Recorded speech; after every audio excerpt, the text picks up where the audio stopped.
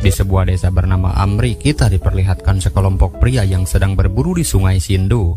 Mereka dipimpin oleh seorang pemuda bernama Sarman. Namun mereka bukan sedang menangkap ikan seperti biasanya, melainkan memburu seekor buaya besar yang sangat berbahaya. Dengan tombak trisulanya, Sarman berhasil menaklukkan buaya tersebut dan membawanya pulang ke desa.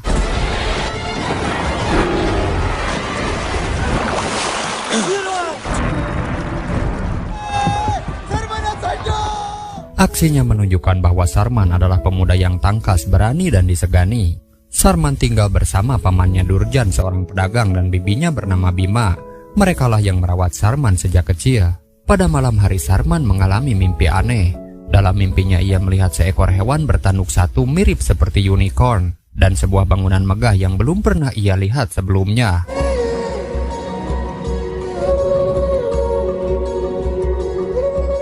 Keesokan paginya ia menceritakan mimpi itu kepada bibinya. Namun sang bibi hanya menanggapinya dengan tenang dan berkata bahwa itu hanyalah bunga tidur. Pagi itu Sarman melihat pamannya mengeluh karena hasil panen tahun ini tidak memuaskan. Melihat kondisi itu, Sarman mengajukan permintaan. Dia ingin pergi berdagang ke Mohenjo-daro, kota besar yang dikenal sebagai pusat perdagangan dan peradaban maju. Namun entah apa alasannya, sang paman menolak permintaan tersebut. Padahal setiap tahun para petani dari desa selalu berdagang ke sana. Ternyata sudah 3 kali Sarman mengajukan permintaan yang sama dan selalu ditolak. Hal ini membuat Sarman heran dan bertanya-tanya, apa sebenarnya yang disembunyikan oleh pamannya. Dia pun mencurahkan isi hati kepada sahabatnya Hojo. Mereka pun sama-sama penasaran mengapa Sarman tidak diizinkan pergi ke Mohenjo-daro, meskipun itu adalah hal wajar bagi warga desa. Sejak kecil, Sarman tinggal di desa Amri yang terpencil dan terisolasi dari dunia luar. Dalam hatinya ia menyimpan rasa penasaran yang besar untuk melihat suasana kota dan merasakan kehidupan di luar desa. Dia juga berharap mungkin di sana dia akan menemukan pasangan hidupnya. Karena keinginannya begitu kuat, suatu malam Sarman membangunkan Hojo. Mereka berniat pergi secara diam-diam menuju Mohenjo-daro. Namun sebelum sempat pergi jauh, mereka pun ketahuan si paman. Anehnya kali ini Durjan tidak memarahinya, dan melihat tekad kuat keponakannya, ia pun akhirnya mengizinkan Sarman pergi, tapi dengan beberapa syarat penting. Durjan pun mengingatkan bahwa Sarman tidak boleh menurunkan harga dagangannya, karena aturan perdagangan di kota berbeda dengan di desa. Orang-orang di Mohenjo-daro dikenal jahat dan rakus, sehingga Sarman harus berhati-hati dan tidak mudah mempercayai siapapun. Dia juga memberikan sebuah bungkusan misterius dan berpesan, jangan dibuka kecuali kamu dalam masalah.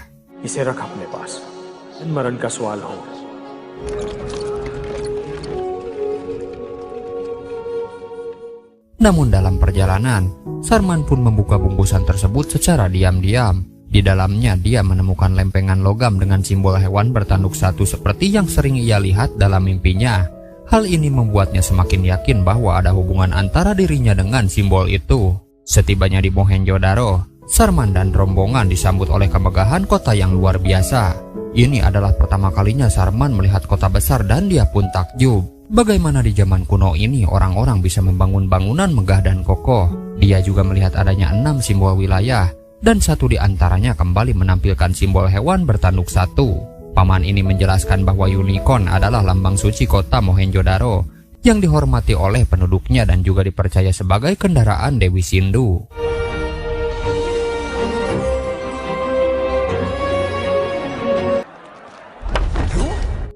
Namun tidak lama setelah memasuki kota, Sarman pun dihadang oleh seorang kakek tua yang tampak lusuh dan menyuruhnya segera kembali karena tempat ini berbahaya. Meskipun bingung, Sarman merasa kasihan dan memberikan mantelnya kepada kakek itu.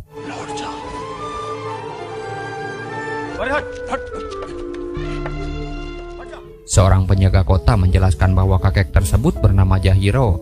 Dulu Jahiro berasal dari keluarga terhormat dan dikenal sebagai penemu wilayah ini. Tetapi kini hidupnya terlantar tanpa kejelasan. Saat berjalan memasuki kota, Sarman pun merasa heran. Dia yakin pernah melihat bangunan-bangunan megah di hadapannya persis seperti yang muncul dalam mimpinya.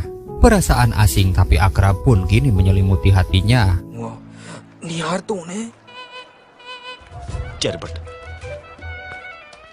Setelah berkeliling, Sarman dan Hojo mulai membuka lapak dagangan. Mereka membawa berbagai hasil bumi dari desa. Salah satunya adalah batu lajuli biru, permata yang sangat berharga di zaman itu. Batu ini bisa digunakan untuk membuat perhiasan dan pewarna alami. Sementara itu Hojo menjual peluit burung dari tanah liat, barang khas yang unik dan menarik perhatian beberapa pembeli. Tahun ini suasana Mohenjo-daro lebih meriah dari biasanya. Para pedagang asing dari Persia dan Asia Tengah turut meramaikan pasar. Rombongan mereka bahkan membawa hewan-hewan besar yang membuat penduduk lokal keheranan. Barulah diketahui bahwa hewan tersebut bernama kuda, sesuatu yang sangat langka dan baru bagi masyarakat Mohenjo-daro saat itu.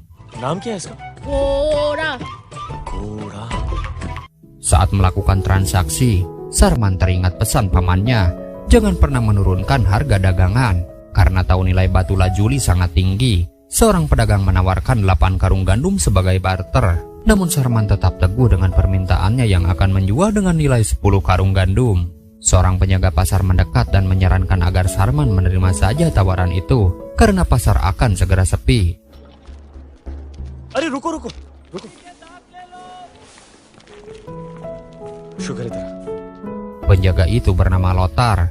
Dia pun kagum kepada Sarman karena sebelumnya melihat tindakan memberi mantel kepada Jahiro. Karena itu adalah hal yang belum pernah dilakukan siapapun. Tidak lama kemudian, datang seorang pria bernama Manjo, putra dari Raja Mohenjo-daro. Dengan sikap arogan, Manjo menggunakan posisinya untuk melakukan sistem barter yang tidak adil. Barang-barang penting dibeli dengan harga murah. Jika ada yang menolak, mereka akan dilarang berdagang kembali di kota. Salah seorang warga menolak perlakuan ini dan langsung menerima akibatnya. Melihat ketidakadilan itu, Sarman dengan berani maju ke depan. Dia menegaskan bahwa dalam berdagang hanya ada satu aturan, yaitu adil. Di situ Manjo pun marah. Namun sebelum situasi memanas, Lothar segera mengampiri dan meminta memaklumi Sarman karena dia adalah pedagang baru yang belum tahu aturan di sini. Beruntung Manjo menerima penjelasan itu dan segera pergi.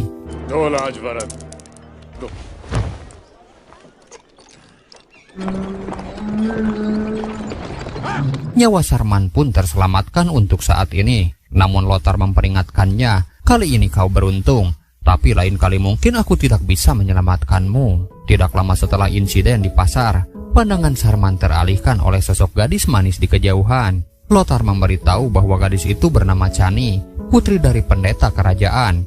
Masyarakat Mohenjo-daro sangat menghormatinya karena dia dianggap sebagai utusan Dewi Sindhu dan dipercaya sebagai simbol perubahan di masa depan. Saat itu seorang teman Chani bernama Juno diganggu oleh sekelompok pemuda. Chani pun segera menghadang mereka dan dengan tegas menyuruh mereka minta maaf. Jika tidak, dia akan mengutuk mereka menjadi tanah. हम तुझे मेंढक बना देंगे. लगता है ये परदेसी है. मेंढक बना देंगे. Karena Chani dianggap sosok suci, para pemuda itu ketakutan dan langsung minta maaf. Padahal Chani sebenarnya tidak memiliki kekuatan sakti, dan itu cuma akal-akalannya saja. Lothar lalu menegur Sarman untuk tidak menatap Chani terlalu lama karena ia bagian dari keluarga kerajaan. Namun di situ Sarman justru bandel, sengaja menatapnya lebih lama hingga dia jadi salah tingkah sendiri.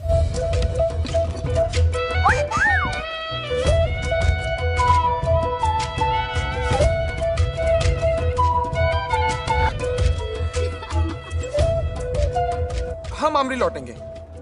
Sementara itu Raja Maham, penguasa Mohenjo-daro, sedang mengadakan rapat dengan para menteri. Dia bangga karena kota ini kini menjadi pusat perdagangan menggantikan kota tetangga Harappa. Dia mengumumkan rencana lanjutan pembangunan bendungan dan benteng demi kesejahteraan rakyat. Dan dia pun memutuskan untuk menaikkan pajak.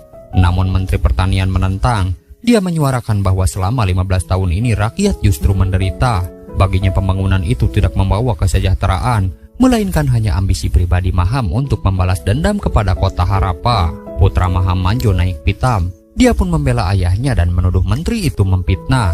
Utusan raja bernama Kulka lalu mengambil alih rapat. Dia meminta semua menteri mengepalkan tangan jika menolak dan membuka tangan jika setuju. Hasilnya pun jelas. Semua menteri membuka tangan, menandakan mereka setuju dengan keputusan Maham. किसान प्रमुख.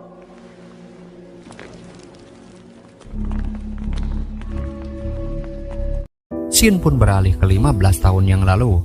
Ternyata Maham dulu berasal dari kerajaan Harappa dan menjabat sebagai kepala perdagangan. Namun ia ketahuan menyelundupkan hasil hutan ke negara lain. Akibatnya raja mengusirnya beserta keluarganya. Sejak saat itu, Maham menyimpan dendam dan berambisi menguasai Mohenjo-daro untuk membalas penghinaan tersebut. Dia bahkan tidak segan menghabisi siapapun yang menentangnya. Di keesokan harinya saat berdagang, Sarman bertanya kepada Lothar apakah dia bisa bertemu dengan sang pendeta. Dia menjawab bahwa hanya orang tertentu dengan simbol khusus yang boleh bertemu pendeta. Sarman pun lalu mengeluarkan simbol tanduk 1 yang diberikan pamannya. Di situ Lothar pun terkejut dan penasaran dari mana Sarman mendapatkannya. Tetapi akhirnya mereka menyamar sebagai warga pribumi dan berhasil masuk ke kawasan istana. Saat itu seekor kuda mengamuk di halaman. Dalam keadaan panik,